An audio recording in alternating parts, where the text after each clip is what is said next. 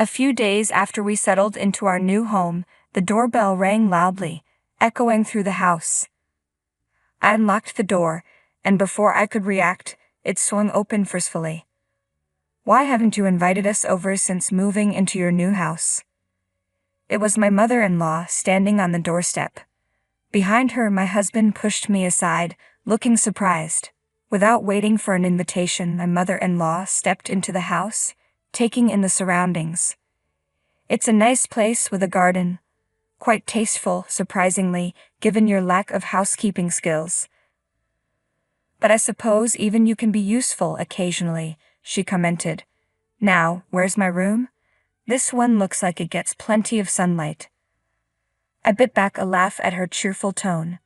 How carefree she was, acting as if we were close. But the truth was, we were strangers.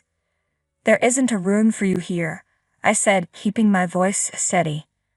Her face twisted in shock. "How can you say such a terrible thing to a family member?" "If you apologize now, I'll forgive you," my husband yelled, his face turning red. My mother-in-law smirked in agreement. It was ridiculous. A meaningless threat. I sighed and then showed them something. The moment they saw it, both my mother-in-law and husband froze. "You can't be serious. You can't divorce me," my husband stammered. "I'm already single," I replied calmly. "My name is Avery. I was married to Daniel for 5 years, ever since we met at university. He had proposed strongly, and I had accepted, hoping for a happy marriage. But things were different from what I had expected. Daniel always put his mother's opinion first, even for the smallest decisions.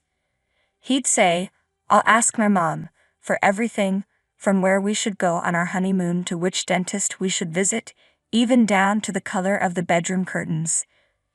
He consulted her on everything and followed her advice without question.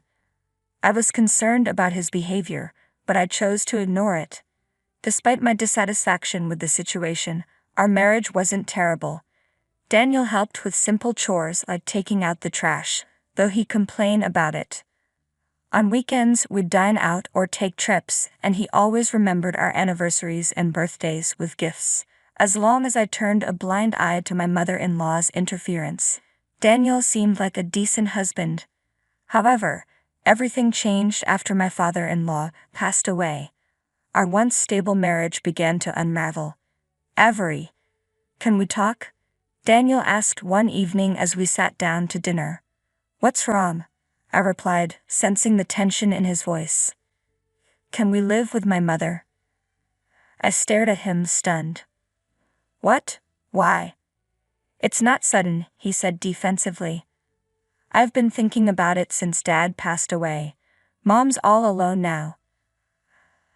Understand that it's inconvenient for her to be alone, and I'm worried about her," Daniel began, his voice tinged with concern. "I know, but I really don't want to live with her." "Bella is still capable, she can manage on her own," I replied. "Besides, her house is less than 20 minutes away from ours. If you're worried, we can visit her regularly." "No, you don't understand," Daniel insisted. "Even if she seems fine, anything could happen. What if she suddenly collapses? No one would be there to help, and it could be too late. Can you take responsibility for that?" I felt a lump in my throat. I don't want anything bad to happen to her either. "If you refuse to live with her, I'll have no choice but to divorce you," he said, his tone serious. I stared at him in disbelief. "You're really going to do that?" "I'm serious," he affirmed. "Okay, let me think about it," I reluctantly agreed, feeling cornered. After several tense discussions, we ultimately decided to move in with his mother.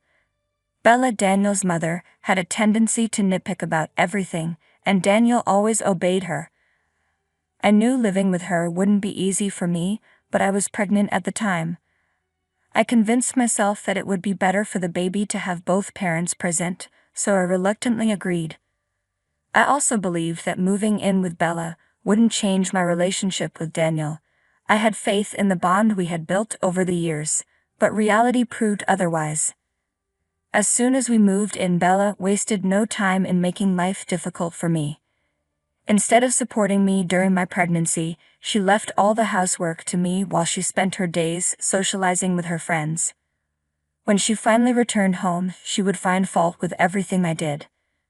Despite my efforts to clean and cook while dealing with pregnancy fatigue, nothing was ever good enough for her.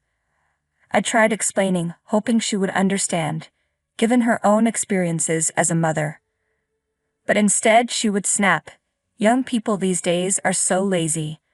When I was your age, I managed everything, even when I was sick."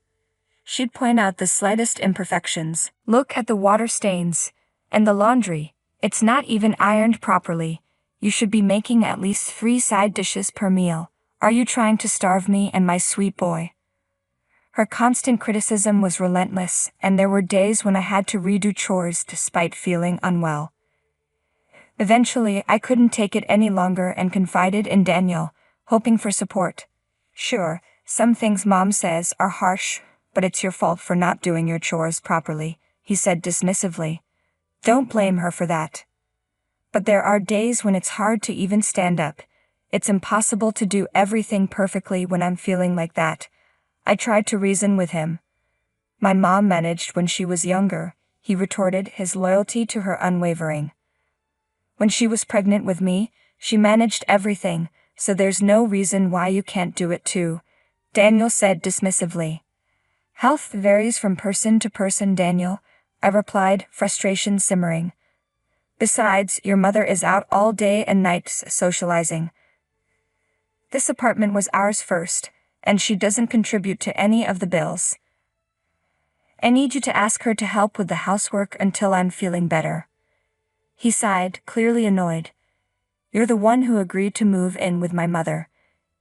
If you have a problem with her, we can always get a divorce." His tone was confident, as if he believed I'd never go through with it. I sighed as well, sensing the growing distance between us. Daniel wasn't like this before we moved in with his mother. But now, between his attitude, my mother-in-law's constant criticism, and my declining health, I was starting to feel the strain on our marriage. Then one day, like clockwork, my mother-in-law went out to spend time with her friends, leaving me alone in the house to do the chores. I felt a bit better than usual, so I decided to be more thorough with the cleaning. Everything seemed to be going smoothly, and I thought today might finally be a good day. But just as I was finishing up, my mother-in-law burst through the door, her face twisted in anger. "Belle, what's wrong?" I asked, startled. "Everything is wrong," she shouted. "My clothes are ruined." "What?" "But I wash them like I always do," I replied, confused. "These are expensive clothes that need to be hand-washed.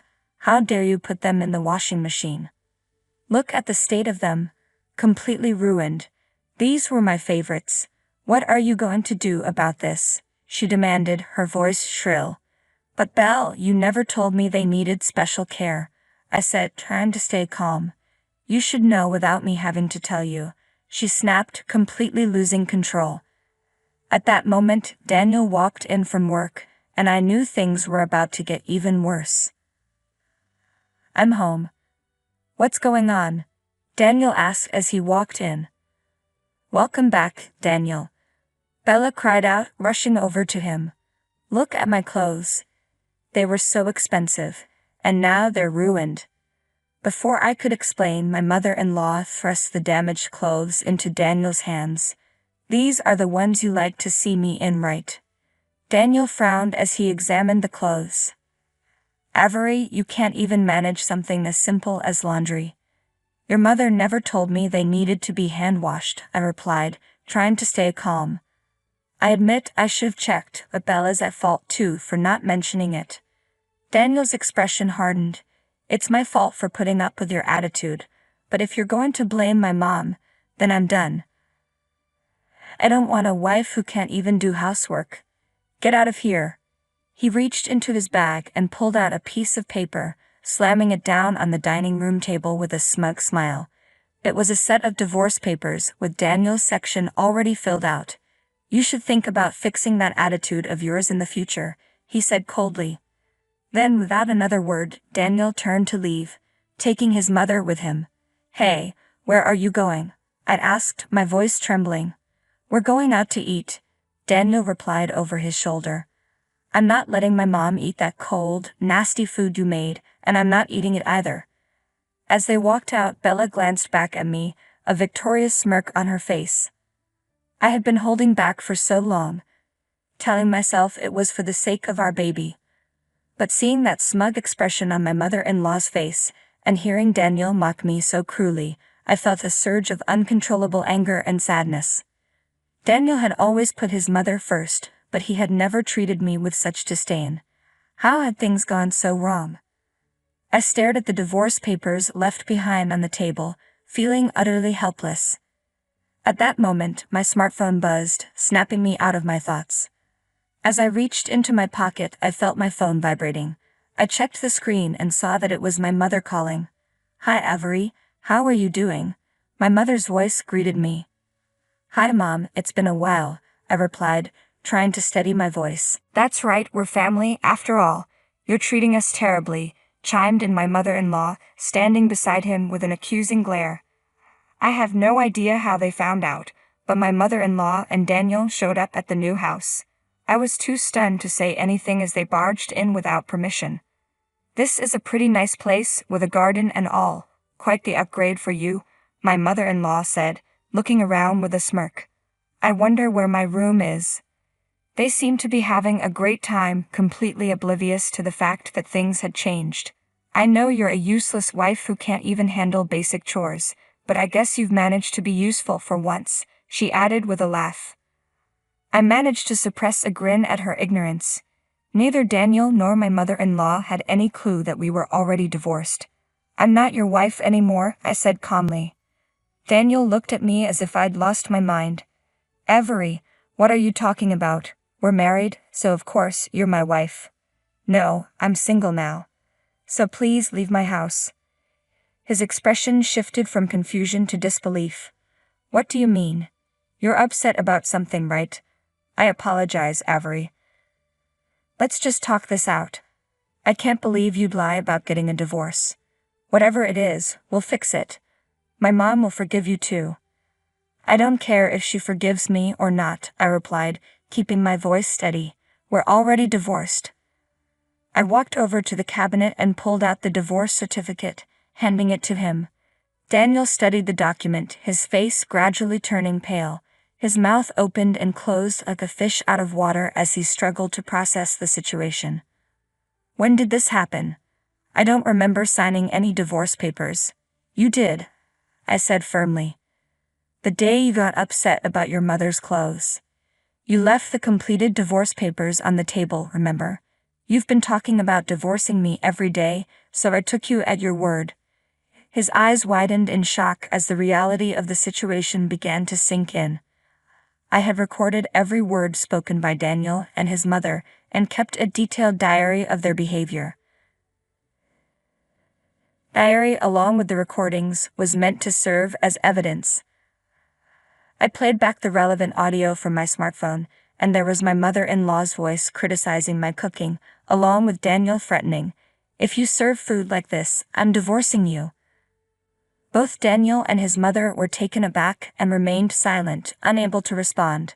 "Since you two are now strangers," I said firmly, "you need to leave right now. I never invited you in. If you don't leave, I'll call the police." They looked alarmed and quickly retreated.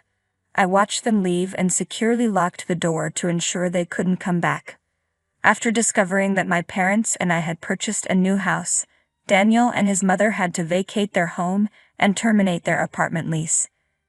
They encountered significant difficulty finding a new place to live. For the first time in a long while, Daniel and his mother were living together, and their situation was far from ideal. My mother-in-law, who had always demanded that I handle all the housework, now found herself unwilling to do it, and Daniel, unaccustomed to these tasks, struggled. She boasted to her relatives and friends about moving into a luxurious new home, but in reality, they ended up in a modest apartment. The contrast between her claims and reality led to rumors about her dishonesty. The stress of the situation caused her to take out her frustrations on Daniel. With no one else to vent to, their arguments became frequent and intense. As for me, I'm happily settled in the new house with my parents and my healthy baby boy, who was born safe and sound. My parents have been a tremendous support, and I plan to return to work once my son is older. My goal is to create a loving and joyful home where my son can grow up happy and healthy. Every day I work hard to make that vision a reality, embracing the peace and contentment in my new life. Thank you.